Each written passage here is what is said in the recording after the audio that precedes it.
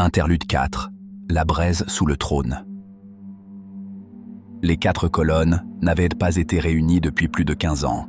Pourtant, dans cette salle tenue à l'abri des regards, loin des oreilles de la cour, leur première assemblée venait de s'ouvrir. Ils étaient 5 autour de la table, les chefs des 4 troupes d'élite, et Saad. Il n'avait mis que quelques années à entrer dans le jeu politique du Rocart. Quelques années à réunir des forces qui se méfiaient les unes des autres depuis des décennies. Quelques années à comprendre ce qu'une organisation centenaire avait elle-même fini par oublier. Saad dérangeait chacun des hommes présents, pas seulement parce qu'il avait réussi là où eux avaient échoué, mais parce qu'aucun d'eux ne savait vraiment ce qu'il était. Il n'était plus tout à fait humain. Personne, pourtant, n'aurait osé le nommer incube ou séraphin. Il était devenu autre chose. Et pourtant, chacun autour de cette table avait consacré sa vie à empêcher le retour des anciens maîtres. Aucun ne pouvait se permettre d'ignorer l'aide qu'il apportait. Aucun ne pouvait non plus oublier ce que sa présence impliquait. Ils aimaient croire qu'ici, entre ces murs, son aura pesait moins que sur le commun des mortels. Mais chacun connaissait la vérité. Si Saad décidait de refermer la main sur eux, aucun ne serait capable de l'en empêcher. C'est naturellement en tant que supérieur que ce dernier lança la réunion. « Messieurs, commença-t-il d'une voix calme, l'heure est venue de rendre aux colonnes leur mission première. » Il posa les mains sur la table. Le peuple gronde, les récoltes meurent, les rivières se retirent, les animaux deviennent furieux, les routes moins sûres, et partout les mêmes mots reviennent. Malédiction, colère des incubes. Son regard passa lentement sur chacun d'eux. Il est temps de reprendre la traque. Nous devons empêcher les anciens maîtres de ressurgir dans ces temps troubles. Dans 7 jours, je veux que chacune des colonnes se mette en marche. Chacun de vos hommes doit être prêt. Il est temps de trouver les hôtes et de mettre un terme à cette menace. Un silence pesant accueillit cette nouvelle. Saad resta assis, son visage indéchiffrable. Il n'avait pas besoin de presser davantage. Il connaissait ses hommes. Il savait que l'un d'eux parlerait. Il savait aussi lequel. Mouko, le chef de la 2e colonne, s'agita sur son siège. Mouko était âgé. Il n'avait jamais connu les troubles liés à la pression, mais sa voix était respectée au conseil. Il prit la parole. « Saad, commença-t-il. Chacun ici sait reconnaître la valeur de ce que vous avez accompli pour les colonnes. Mais vous parlez d'un autre temps. Les hôtes ont disparu. On trouve encore, parfois, quelques humains ayant hérité de fragments de la volonté de Manra, mais notre mission première est terminée. Notre allégeance va désormais au roi, et... » Saad se leva. D'un mouvement fluide, il tira sa lame. La salle entière sembla se vider de son air. Tous la reconnurent, l'épée d'Écrom, le seul artefact majeur que les colonnes n'avaient jamais retrouvé. Celui qui avait disparu avec son hôte. « Où avez-vous trouvé cela ?» souffla Mouko. Saad ne répondit pas. Il contourna lentement la table et s'approcha de Mouko. Le vieil homme recula dans son siège jusqu'à heurter le dossier, comme si le bois pouvait encore le protéger de ce qui venait vers lui. Alors Saad frappa. Le geste fut trop rapide pour appartenir à un homme. La lame traversa le dossier du fauteuil, puis le corps de Mouko, dans le même mouvement net. Pendant un instant, rien ne sembla avoir changé. Puis le siège se fendit, et Mouko glissa de côté, déjà mort. Les 3 autres chefs de colonne avaient leurs mains sur leurs armes. Aucun n'attaqua cependant. Parfait, pensa Saad. Par ce seul geste, Saad venait de créer ce que les colonnes n'avaient jamais accepté jusque-là, un maître au-dessus d'elles. « Les anciens maîtres sont encore parmi nous, » dit-il.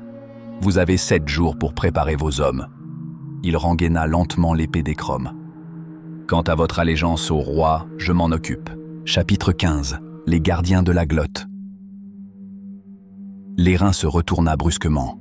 Il n'avait pas remarqué l'entrée de l'inconnu. Les chaises lui tournèrent le dos. Impossible de savoir depuis combien de temps il était observé. Une femme âgée se tenait près de la porte. Son crâne était couvert d'une épaisse chevelure blanche, tirée avec soin. Ses yeux, d'un vert encore dur, détaillaient l'airain avec sévérité. « Ah !» Pardon, commença Lérin.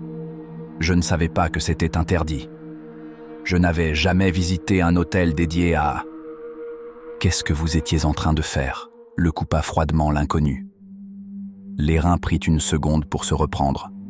Il venait d'être surpris 2 fois en quelques instants et sentait encore son esprit courir après la situation. J'étais simplement assis et j'observais. Je n'étais jamais rentré dans un hôtel dédié à Ekrom. Ce n'est pas bien. Je sais que j'aurais dû attendre que quelqu'un vienne, mais je n'ai pas pu résister. Je suis trop curieux. Il songea que la réponse était certes simple, mais après tout, elle devait l'avoir observé être assis là à fixer les murs. Il n'avait rien fait de suspect. « Arrêtez de me faire perdre mon temps », répondit-elle d'une voix sèche. « Je vous ai vu tenter d'interagir avec la pression de tout ce qui se trouve dans cette pièce. Alors, je répète ma question. Qu'est-ce que vous étiez en train de faire ?» Lérin ne sut quoi répondre. Comment se faisait-il que l'inconnu connaissait la pression? C'était censé être un secret réservé à une élite, et voilà que la première personne qu'il croisait était au courant de son existence. Je suis désolé. Je ne comprends pas de quoi vous parlez, tenta Lérin en feignant la bêtise. Très bien, c'est vous qui voyez. L'inconnu leva alors le bras vers Lérin. Soudain, sa chaise se mit à trembler. Des branches jaillirent de l'assise et du dossier. Ce fut si rapide que Lérin ne put réagir lorsqu'elles s'enroulèrent autour de ses bras et de ses jambes. « Alors, est-ce qu'on n'est plus loquace maintenant ?» Il s'était fait avoir comme un imbécile. Qu'est-ce qui lui avait pris d'essayer d'utiliser des capacités auxquelles il ne comprenait rien en plein jour dans un lieu qu'il ne connaissait pas? Il s'était fait attraper par il ne savait qui. C'était peut-être même les personnes qui étaient après le capitaine. Il devait s'en sortir. Que ferait le capitaine? Merde! Il n'en avait aucune idée. Lérin tira sur ses liens. Inutile. Le bois vivant le tenait comme une bête prise dans un piège. Il sentit l'étreinte se resserrer sur ses côtes. « D'accord, lança-t-il. Je m'appelle Godive, je voyage avec mon oncle. On va vers le désert pour chercher de nouvelles mines. » Les branches se resserrèrent encore. Cette fois, la pression devint franchement douloureuse. L'une d'elles entama même légèrement la peau de sa jambe. Il sentit le sang chaud glisser sous son pantalon. « Très bien, » dit l'inconnu avec un sourire mince. « Souvenez-vous seulement que c'est vous qui m'avez forcé à jouer à ce petit jeu. » Elle leva l'autre bras. Une 3e branche se mit à pousser et s'enroula autour de son cou. Lérin commença à paniquer. Il se secouait autant qu'il le pouvait sur sa chaise, mais rien à faire, il était solidement attaché. « Arrêtez, je vous en prie. Je ne sais pas de quoi vous... »« Assez, Faja !» dit une voix forte que Lérin crut reconnaître. Immédiatement, l'étreinte se desserra, et Lérin put tourner la tête. Il vit le capitaine Rarn et l'inconnu se fixer juste en face de la porte d'entrée. Ils étaient tous les 3 assis dans le bureau de Faja. Enfin, bureau était un grand mot. Il s'agissait plutôt d'une planque souterraine, et Faja leur avait appris en chemin qu'elle dirigeait désormais un réseau de contrebande locale. Ils se faisaient appeler les Galds. Le nom sonnait étrange aux oreilles de Lérin. D'après le capitaine, il venait d'un patois local et signifiait les résistants ou quelque chose d'approchant. Il était assis à côté de Rarn et Faja était en face d'eux. Elle se tenait derrière un large bureau qui, s'il était rustique, supportait de nombreux objets qui semblaient précieux. Un encrier fait en marbre, un seau d'or, un coffret fait d'un bois brillant et relié par de fines lamelles d'argent.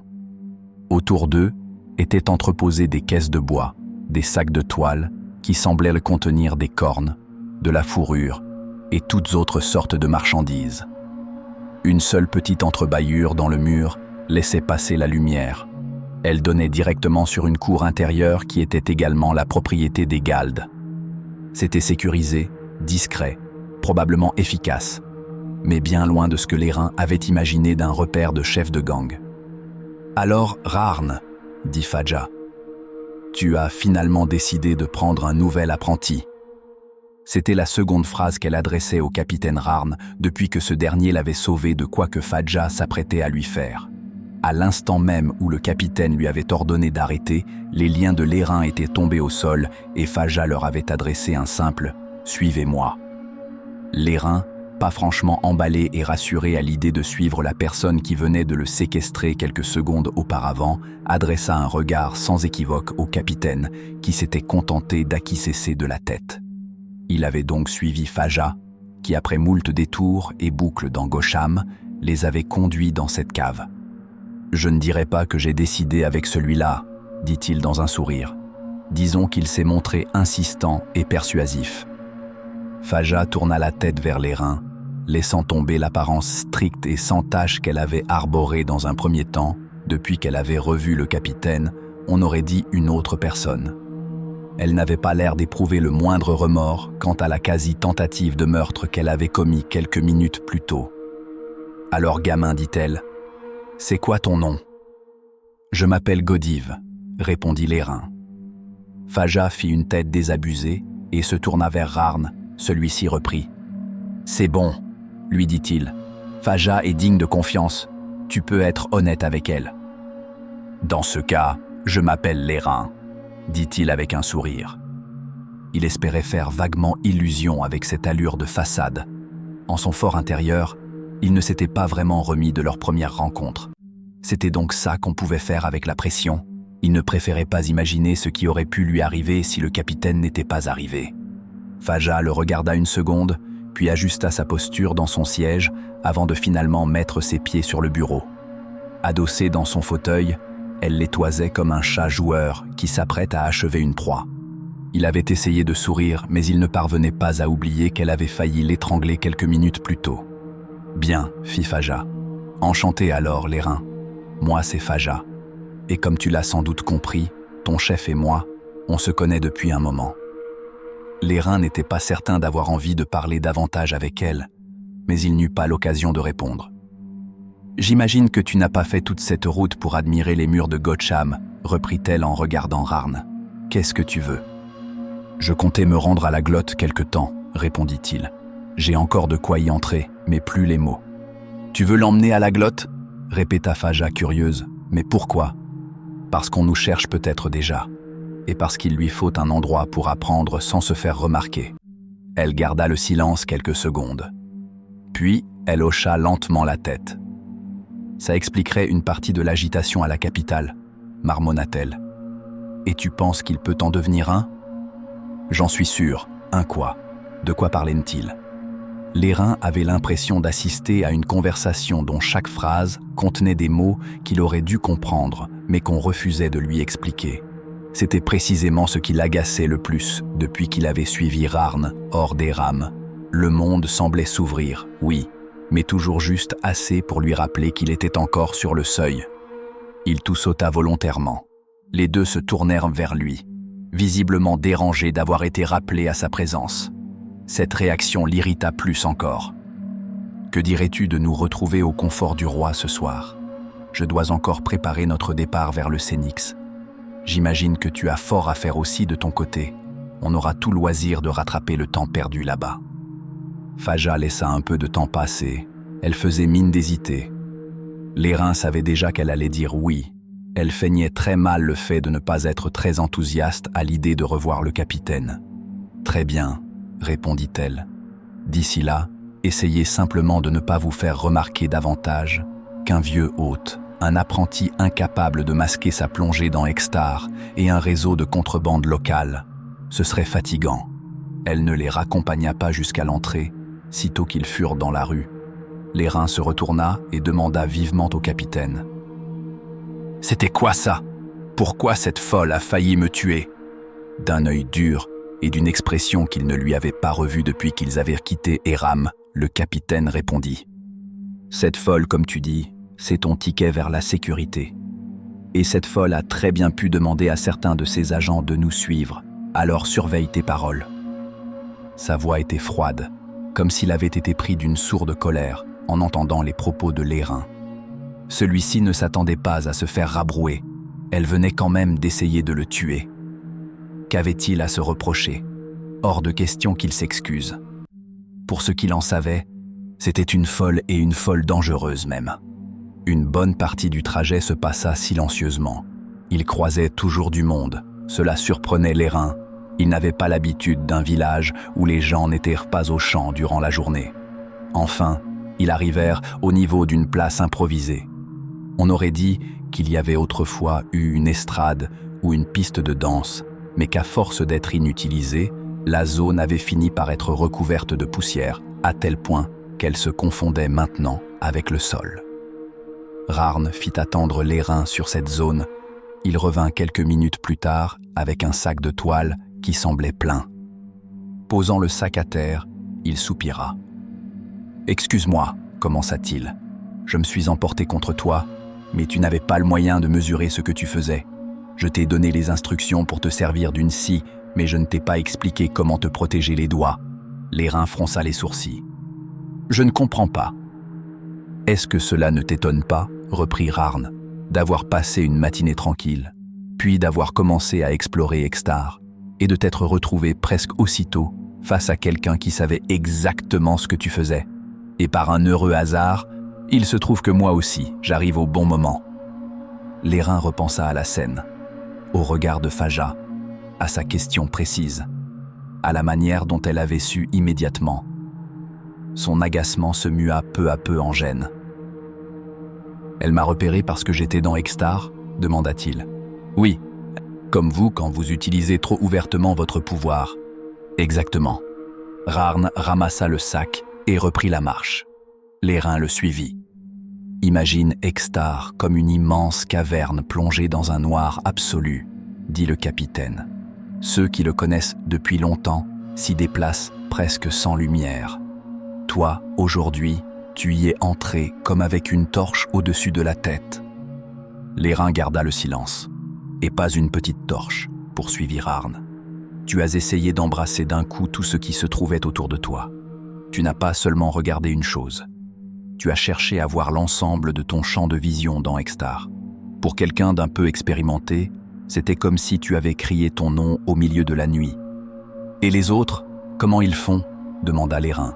« Comment ils peuvent y entrer sans se faire remarquer ?»« En concentrant leur perception, en la rendant étroite, fine, dirigée. Les plus expérimentés n'éclairent qu'un point précis, rien d'autre. Toi, tu as allumé toute la pièce. » Maugréa l'airain. « Je crois que je comprends ce que vous voulez dire, capitaine, mais que je suis très loin de pouvoir le réaliser. Eh bien, c'est bien dommageable pour toi, parce qu'à partir de maintenant, tu ne rentreras plus dans Extar sans que je puisse être à proximité. » Le reste de la journée fut plus calme. Le soir, Faja les rejoignit au confort du roi. L'airain et Rarn avaient pris place à une table un peu reculée. L'auberge n'était pas bondée, mais quelques clients bien mis parlaient à voix basse autour d'eux. On servait de la bière tiède, quelques tranches de viande séchée, du fromage, des pains plats encore corrects et un ragoût qu'on allongeait visiblement plus qu'autrefois. Gosham avait davantage de moyens qu'Eram, cela se sentait, mais même ici, on ne mangeait plus comme dans les années faciles. Cela faisait maintenant une demi-pinte que Faja et le capitaine parlèrent de souvenirs et de personnes que l'airain ne connaissait pas. D'après ce qu'ils comprenaient, elle et le capitaine se connaissèrent depuis plus de 25 ans, ce qui au bas mot voulait dire qu'elle en avait au moins 50. Elle ne semblait pas être le moins du monde surprise que le capitaine Rarn ait un physique beaucoup plus jeune que le sien. Il supposa donc qu'elle devait connaître sa condition d'hôte, ou à minima une partie de son secret. « Alors, dit Faja. » Dans sa rêverie, l'airain n'avait même pas remarqué que les deux avaient à maintenant leur regard braqué sur lui et qu'on semblait lui avoir posé une question. « Hein ? Quoi ?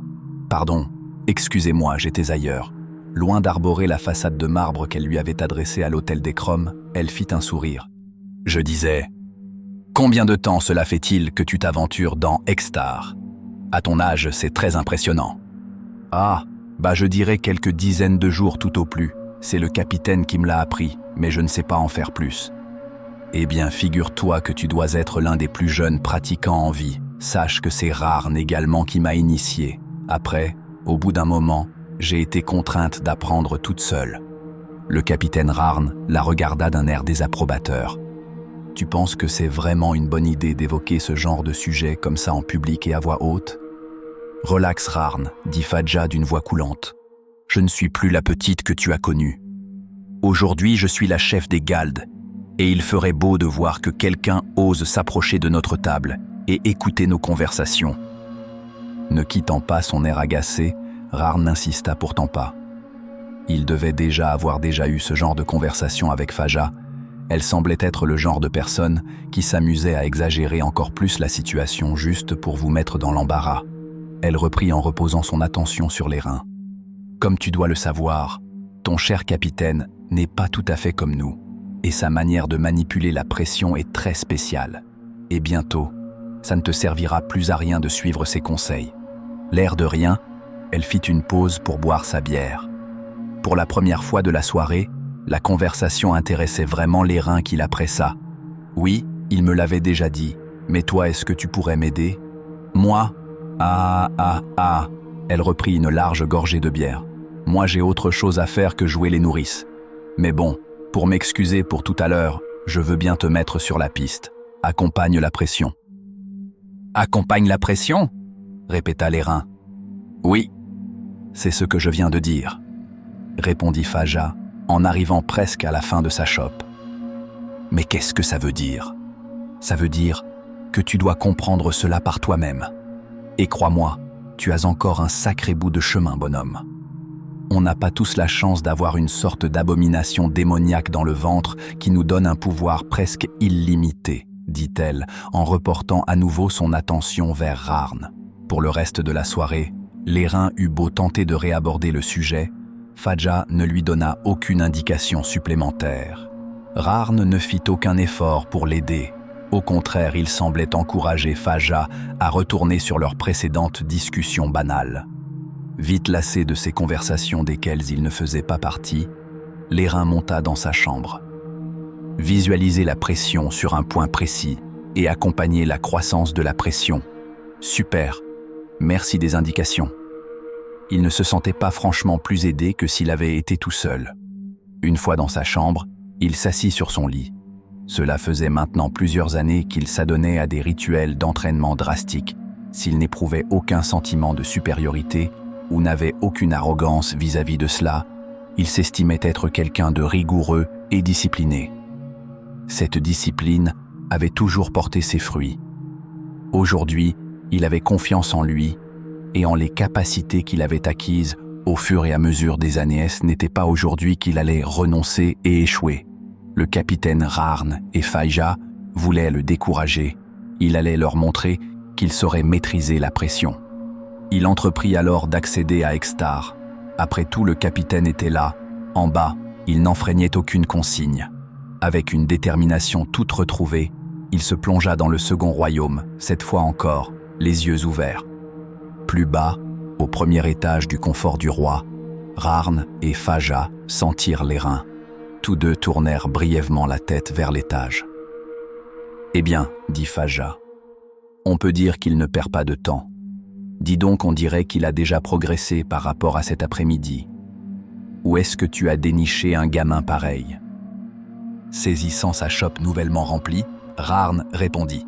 « Je ne l'ai pas déniché, figure-toi, c'est un gamin ordinaire que j'aime bien. »« Ah, bah attendons qu'il connaisse tes fameuses séances d'entraînement, et on verra si lui, il t'aime toujours. » Rarn finit de boire ses gorgées, s'essuya la bouche et lui rétorqua. « Cela fait plus de 3 ans qu'il les connaît, et imagine-toi que cela ne lui suffit pas. Il s'en rajoute des personnels le matin et le soir. » Faja le dévisagea quelques instants, comme si elle ne concevait pas ce que Rarn venait de dire comme possible. « Et ça fait vraiment seulement une dizaine de jours qu'il arpente Extar ?»« Oui, et il a mis encore moins de temps que cela pour réussir à y accéder la première fois. Je suppose que je dois me réjouir de le savoir dans ton camp. Mais il m'est complètement opaque. Je ne perçois aucun potentiel particulier en lui. » Rarn sourit. « Et c'est justement pour cela qu'il peut devenir une meilleure version de ce que je n'ai jamais su être. » L'airain se réveilla avec les bruits des passants se saluant dans la rue. La veille, il avait perdu la notion du temps et s'était contraint à s'entraîner jusqu'à tomber d'épuisement. Lorsqu'il eut fini ses rituels matinaux, il sortit pour trouver le capitaine Rarn sur le palier. Visiblement, Être un hôte ne vous protège pas des effets de l'alcool et du manque de sommeil. Le visage du capitaine semblait avoir été passé au burin, tant il était marqué. À ses pieds, le sac qu'il s'était arrêté chercher en chemin hier. Il était plus rempli que la veille. L'airain le salua, il n'obtenut qu'un genre de grognement en guise de réponse. C'était la première fois qu'il voyait le capitaine dans cet état. Ce dernier n'avait pas l'air d'avoir envie de traîner, et se mit en mouvement. Contrairement à ce que l'airain pensait, ils ne partirent pas tout de suite pour le Sénix. Le capitaine fit une pause pour aller voir Adjiv. Il découvrit alors le remède de Rarn contre la gueule de bois. Il mangea une quantité impressionnante de fruits que lui avait apporté Adjiv, dont certains que l'airain n'avait encore jamais vus. Et à la suite de cela, il but une grande quantité de thé très rapidement. Le procédé ne semblait pas avoir des effets immédiats, car le capitaine n'avait pas meilleure mine. Au contraire, l'airain aurait presque dit qu'il s'était encore détérioré. C'est donc dans cet état qu'il lui annonça qu'il était temps de partir. Apparemment, il s'était déjà occupé de l'ensemble de la logistique la veille, et il avait terminé ses quelques affaires avec Faja. Ils ne tardèrent donc pas. Étonnamment, Faja ne vint pas leur dire au revoir. L'airain ne fit pas de commentaire au capitaine, qui de toute façon ne semblait pas d'humeur très bavarde. Ils quittèrent Gosham dans la matinée. Autour de la ville, les routes étaient bien entretenues. Des groupes d'hommes, souvent des soldats sans casque ni plastron, travaillaient à couper, arracher, brûler, curer. Là encore, Gosham montrait sa différence avec Eram. Ici, le combat contre la nature était devenu une tâche organisée. Mais même ainsi, la fatigue du monde restait visible. Au bord des fossés, certaines plantes avaient poussé, puis noirci trop vite. Plus loin, un petit verger montrait des arbres dont la moitié du feuillage était déjà morte, alors que la saison ne le justifiait pas. À plusieurs endroits, la terre s'ouvrait en plaques sèches dès qu'elle n'était plus irriguée. Gosham tenait encore. Cela ne signifiait pas qu'elle allait bien. Finalement, lorsque Gosham ne faisait plus que la taille d'une main dans la distance, l'airain voulut rompre la monotonie du trajet. « Capitaine, commença-t-il, Faja a été une de vos anciennes élèves ?» Ce dernier continua à fixer la route, mais répondit d'une voix étonnamment enjouée. C'était le ton d'une personne qui avait eu un sommeil profond et reposant. Peut-être que son étrange remède marchait après tout. Pas vraiment. Cela m'a étonné que tu ne poses pas la question plus tôt. Elle faisait partie des premières équipes qu'on a envoyées à ma poursuite quand les descendants des anciens ont compris que j'étais encore vivant et que mon sang incube ne s'était pas évaporé. Comment ça, elle faisait partie des gens qui voulaient vous capturer? Mais vous semblez être amis? Et qui est-ce qui l'a envoyé vous pourchasser? Et si elle chassait les utilisateurs de la pression, comment ça se fait qu'elle peut elle-même l'utiliser? Oula, doucement, dit le capitaine Rarn. Je te rappelle que j'ai eu une nuit compliquée, et ça fait beaucoup de questions d'un seul coup. Reprends plus lentement et plus explicitement tes questions. L'airain n'aimait pas quand le capitaine faisait cela, mais il comprenait l'intérêt de l'exercice. Alors il se força à faire comme si les informations de la première phrase de Rarn avaient été banales et exprima plus doucement et clairement ses questions. « Est-ce que Faja est une de vos alliés? Est-ce qu'elle était vraiment à votre poursuite ?» reformula-t-il. « Je dirais même que c'est une amie. Et oui, elle faisait partie d'une des 4 colonnes qui étaient à ma recherche. » La conversation de la veille à laquelle il avait assisté lui revint. Les choses prenaient petit à petit leur sens. « Qu'est-ce que c'est les colonnes ?» continua l'airain. À l'origine, les colonnes étaient faites pour traquer tout ce qui risquait de ramener les anciens temps.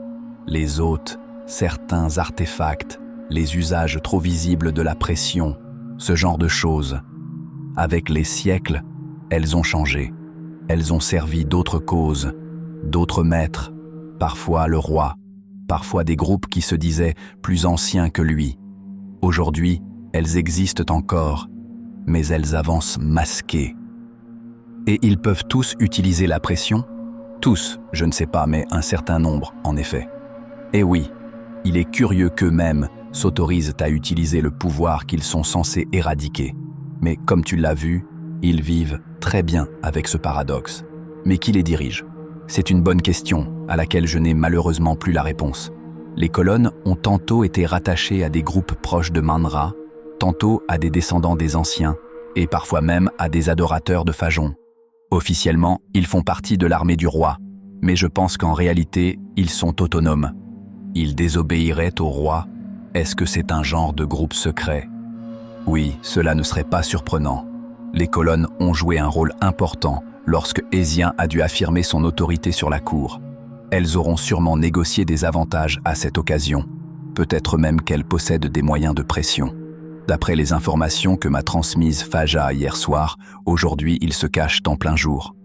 Pour l'instant, je ne préfère pas t'en dire plus, tu t'inquiéterais inutilement. Ce genre de phrase ne rassura pas franchement Lérin, mais, discipliné, il n'insista pas.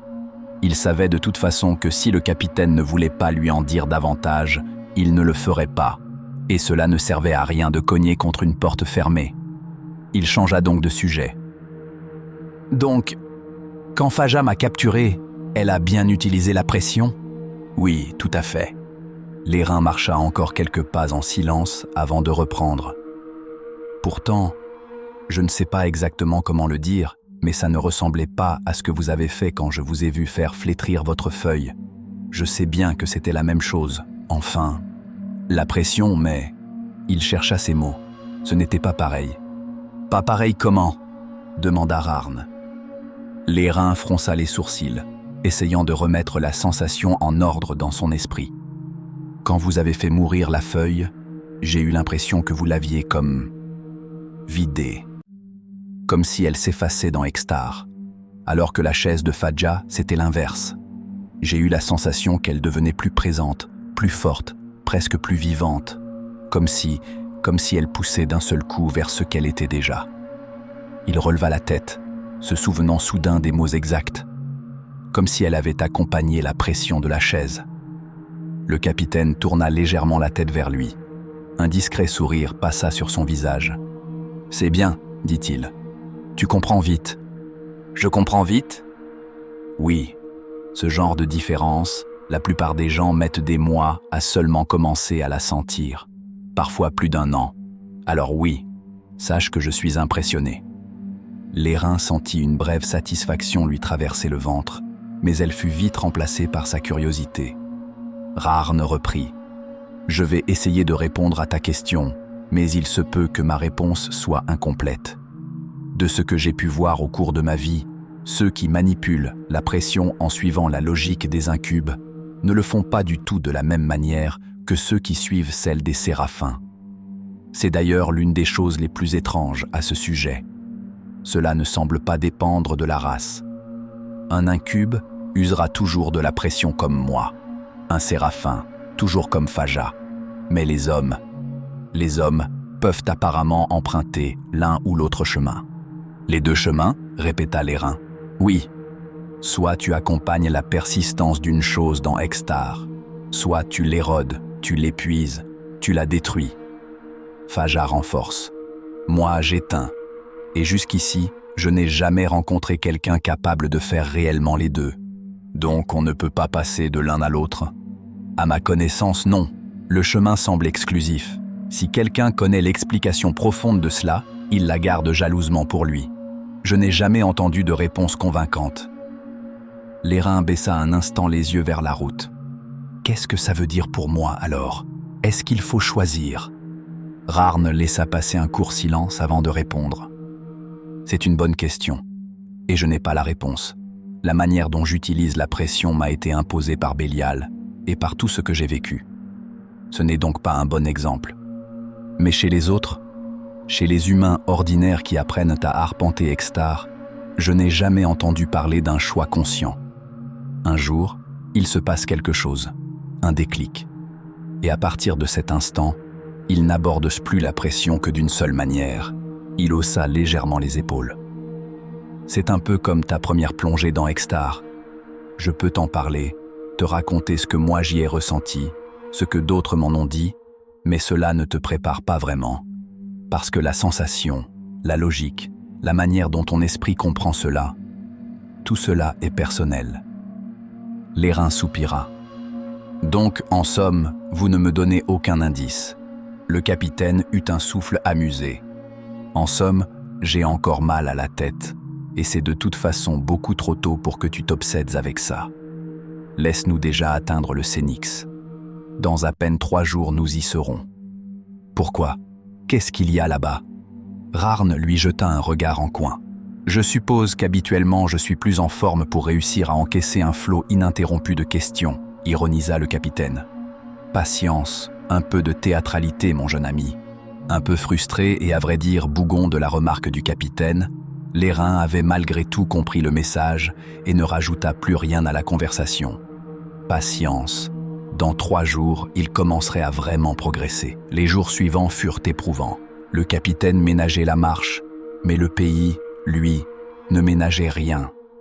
À mesure qu'ils approchaient du Sénix, la végétation s'effaçait. D'abord, ce furent les hautes herbes qui se firent plus rares, puis les buissons cessèrent de repousser, puis les arbres eux-mêmes changèrent d'allure. Ils n'étaient plus verts et souples comme dans les terres du Rockhart, mais secs, raides, grisâtres, comme si le soleil les avait lentement vidés de leur sève, sans même leur accorder la grâce de tomber. Le sol aussi avait changé. Par endroits, il se craquelait déjà sous leurs pas, fendillé comme une vieille poterie. Ailleurs, on distinguait encore les traces d'anciens canaux, de puits maçonnés, de clôtures à moitié mangées par le sable. Tout disait qu'ici des hommes avaient voulu tenir, longtemps, obstinément, contre une terre qui ne demandait qu'à les rejeter. Rarn avait prévu beaucoup d'eau, mais même ainsi, Lérin comprit vite que le désert commençait bien avant les dunes. La chaleur n'avait rien à voir avec celle qu'il avait connue autour des rames. Là-bas, l'air lourd collait à la peau et écrasait le corps. Ici, c'était autre chose. Le vent lui-même semblait sec et brûlant. Il passait sur le visage comme une main râpeuse. Il entrait dans la gorge, il fendait les lèvres. Au bout de quelques heures, Lérin sentait déjà sa langue épaissir dans sa bouche. Chaque gorgée d'eau soulageait à peine avant que la soif ne revienne. À chaque pas, il avait l'impression que le soleil tirait de lui quelque chose qu'il ne lui rendrait pas. Ils croisèrent un premier camp minier abandonné, puis un deuxième, puis un troisième. Au début, Lérin fut surpris. Dans son imagination d'enfant, le Sénix était un endroit dur, certes, mais vivant, plein d'allées et venues, de marchands, d'hommes couverts de poussière, de bêtes de somme, de cris, de feu, de métal frappé. Il s'était figuré une frontière brutale, mais animée. Or ce qu'il découvrait, c'était une suite de lieux désertés, des cabanes de fortune à moitié effondrées, des toiles qui battaient au vent, ou qui pendaient mollement, déchirées, des barils fendus, des tas de pierres noircies où l'on avait autrefois entretenu de grands feux, des outils laissés sur place, mangés par la rouille ou ensablés jusqu'aux manches. Parfois même, des traces de vie plus récentes, un bol renversé, un pan de linge encore accroché, une porte rafistolée que personne n'était revenu ouvrir. Et puis, entre chaque camp, il n'y avait rien. Rien que l'étendue nue, le vent, la chaleur, et cette impression que le pays lui-même reprenait ce qu'on avait essayé de lui arracher.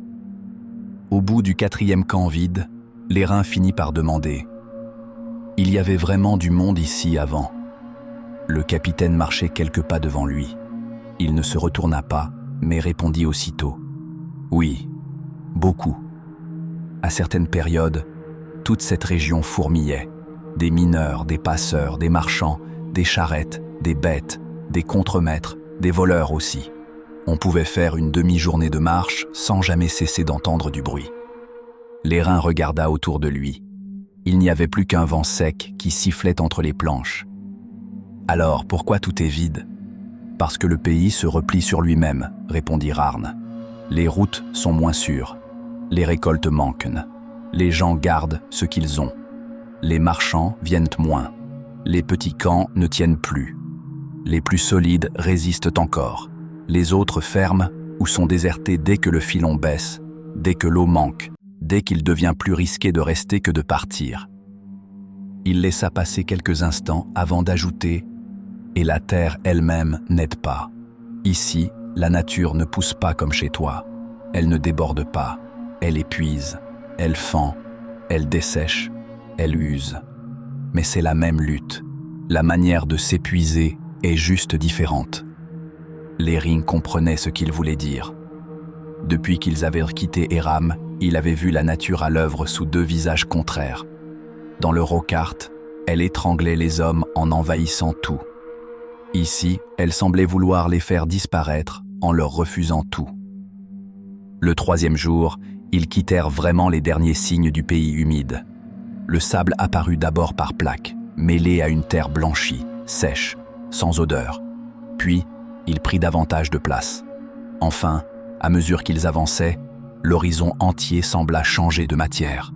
La route elle-même n'était plus qu'une trace pâle courant dans une étendue où plus rien ne poussait franchement. Les reins avaient rêvé du Sénix enfant.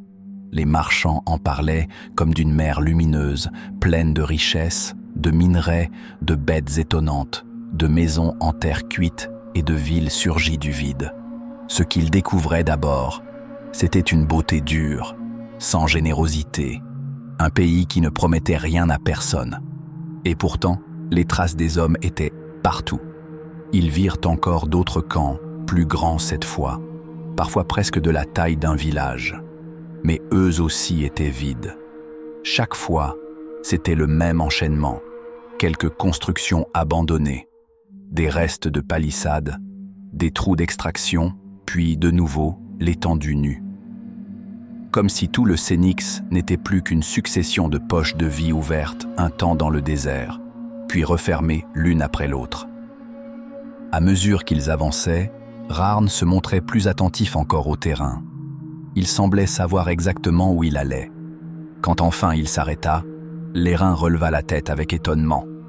Devant eux s'étendaient les restes d'un ancien site minier. Cette fois, le camp était vaste. Il y avait au bas mot une cinquantaine de cabanes de fortune, délabrées, ensablées jusqu'aux fondations pour certaines. Le vent passait entre elles en soulevant de minces traînées de poussière. Pas de fumée, pas de voix, pas de signe de vie. « Nous y sommes », dit le capitaine. Lérin regarda les ruines, puis Rarn. « Nous y sommes » répéta-t-il, incrédule. Ils avaient continué à marcher toute la journée durant. Ils s'étaient progressivement éloignés de ce qui semblait être le chemin principal. Ils se trouvaient à nouveau devant une de ces zones délabrées et abandonnées par ses habitants. Une de plus, qui n'avait absolument rien de spécial. Elle arborait certes moins de déchets que les autres, mais cela ne donnait pas envie d'en faire un campement.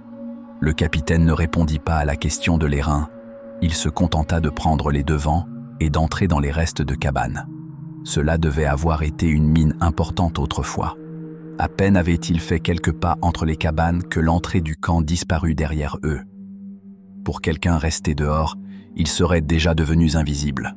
L'endroit était calme, les seuls bruits qu'on entendait étant leurs chaussures qui écrasaient les anciens chemins recouverts de sable.